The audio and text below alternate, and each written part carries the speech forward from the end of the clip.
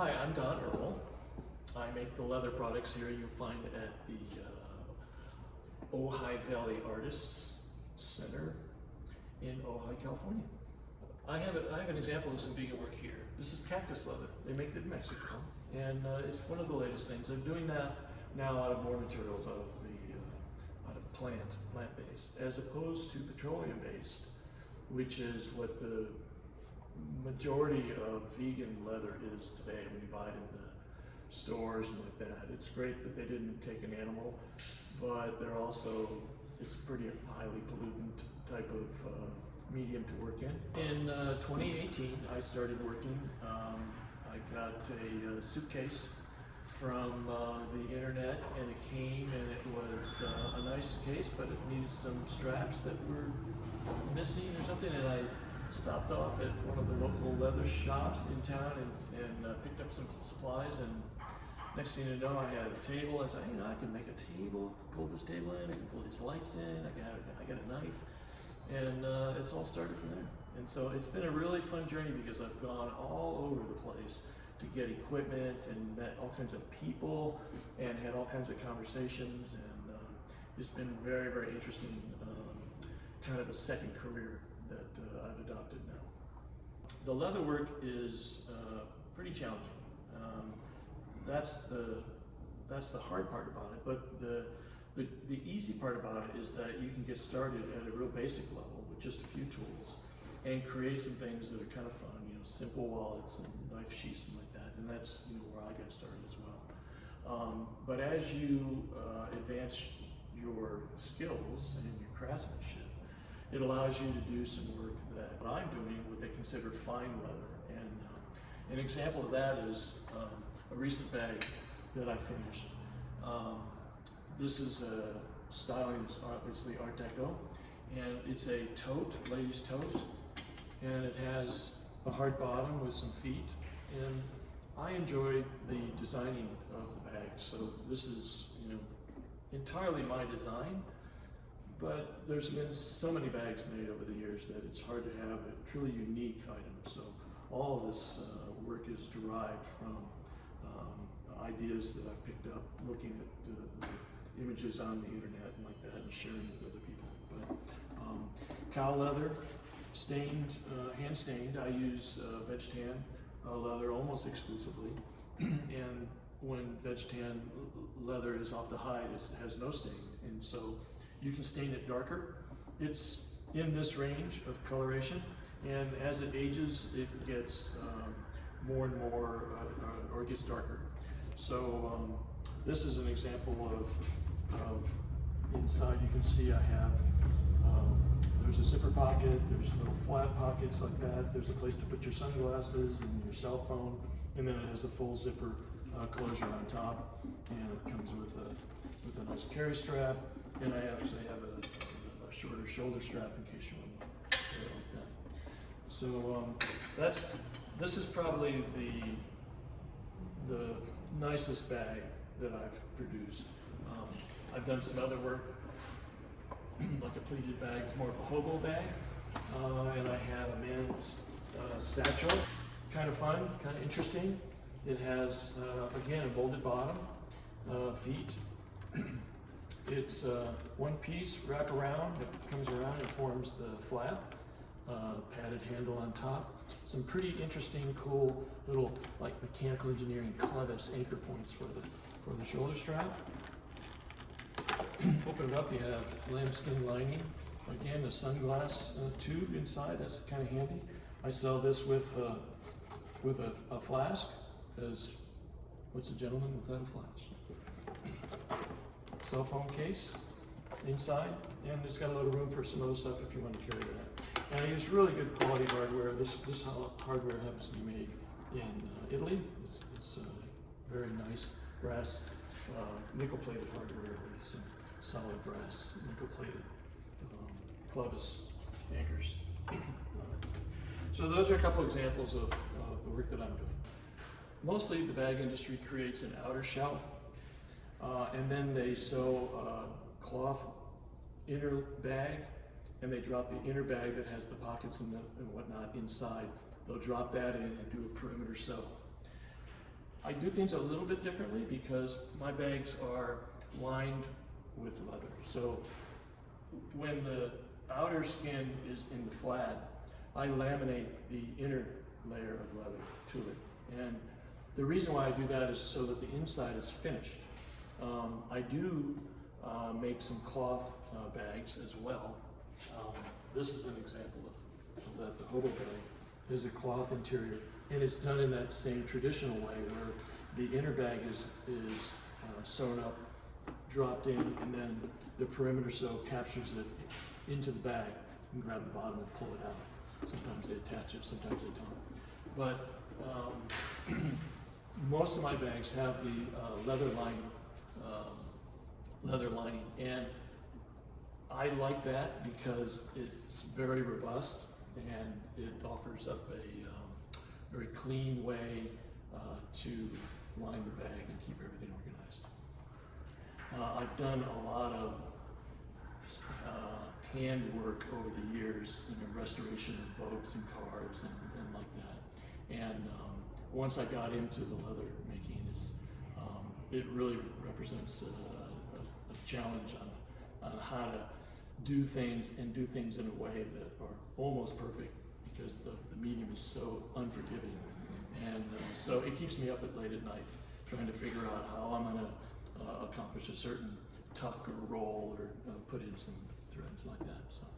So that's what draws me to it. My career and training has been in design engineering, and I've done that for many years. So I have that background of making things. And the artist in me is probably something that's been there all along. My mother attended RIT. My father was also RIT. He's a photographer. She was an artist and did ceramics and painting and oils like that. My sister's a violinist, professional violinist, and works in Washington, D.C. Is very well credited there. So craft is in the family.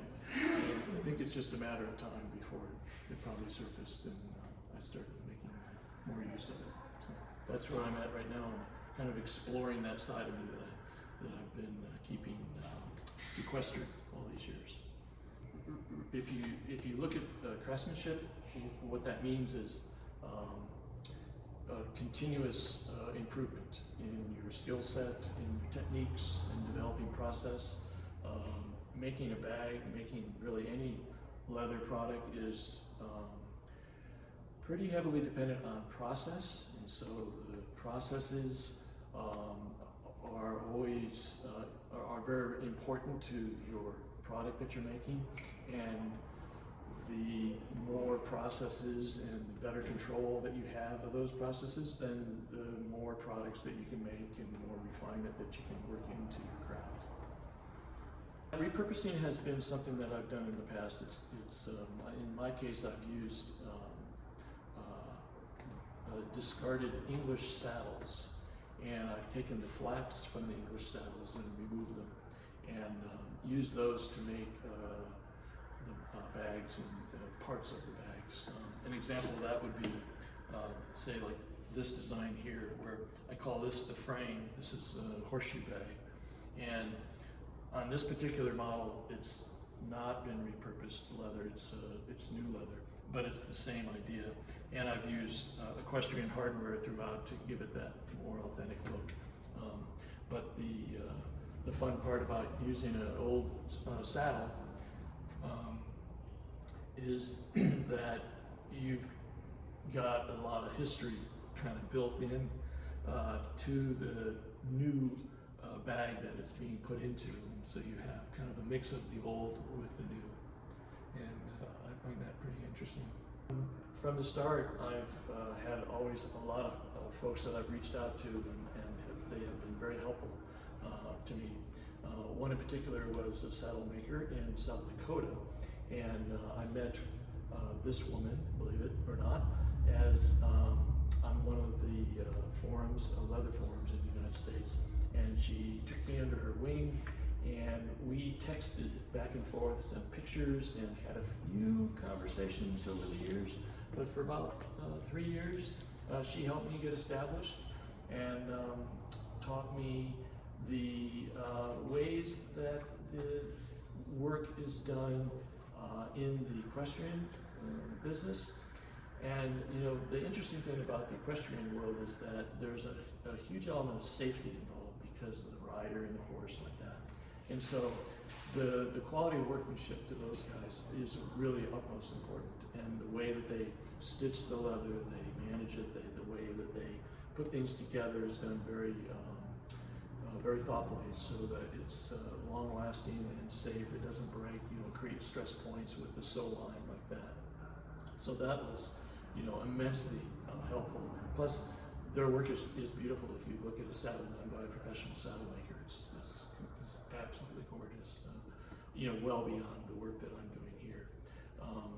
But also, other people along the way. I recently took a class in fine leather bag making from a Japanese master leather crafter that was in San Francisco, and the class gave me insight on hand stitching, which they do exclusively, and the best ways to do that. Thereafter, a very fine look, very uniform stitch, perfection is rarely achieved, but those guys come very close to it, so they've been very influential as well. And I have a sandal product line that I'm pretty proud of. It's completely different than making bags, but they're a lot of fun. There's something visceral about making sandals, and so a gentleman in British Columbia turned me on to that and was very patient with me and taught me a lot about basic sandal making, which, you know, it seems like it's so simple, and all these leather projects that you look at and you go, you know, that looks so doable, so easy, but and then once you get into it, every one of them, it seems, has some sort of major challenge. It's like, what? And requires you to put forth quite a bit of effort to go through that learning curve and figure out how it's done and to get it done right. So with the sandals, I took his basic design and I've added my twist to it. I've put in some compliant foam and improved some of the footbed stuff so that it's maybe more comfortable in the long term, and yet still used his basic techniques and construction methodology, and was able to apply a lot of the equestrian construction methodology that I learned from the saddle maker. So, you know, whenever possible, I take what I've learned from the mentors that I've met along the way and combine them into a single product.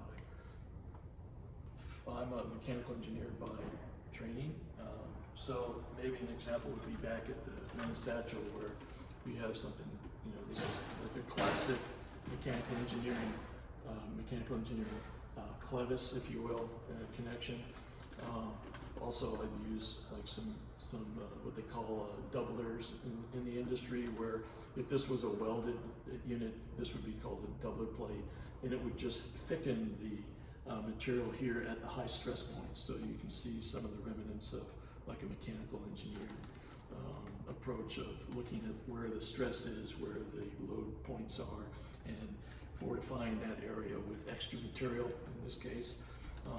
So yeah, you know, that's kind of me. Also, I'm very interested personally in the ergonomics of things, and I think that the handbag, you can have the most beautiful handbag that you can see, and it just can be absolutely gorgeous. But if it doesn't fit your lifestyle, if it doesn't have the functionality, you're going to grow tired of that bag trying to get around what the designer thought was good, but in actuality may not actually work for your lifestyle or anybody's lifestyle. So in bag making, it's a unique blend of functionality and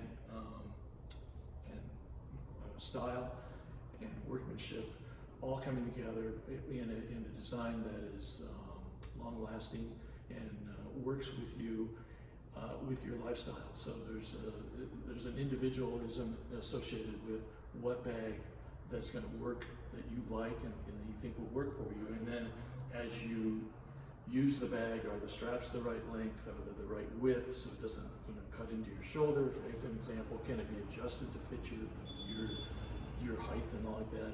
Do the insides support the things that you want to carry? Are they easy to get to and like that? So those are the things that go into designing a handbag, and they take a considerable amount of appreciation and consideration on the front end, so that when you get done, you have a product that people really enjoy and can use for a long time.